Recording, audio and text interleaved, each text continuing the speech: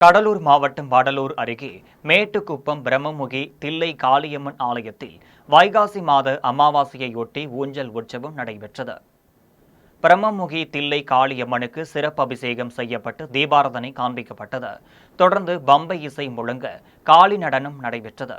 அப்போது சிறியவர்கள் முதல் பெரியவர்கள் வரை பெண்கள் பாரம்பரிய முறைப்படி தாலாட்டு பாடலுடன் கும்மியடித்து வழிபட்டனர்.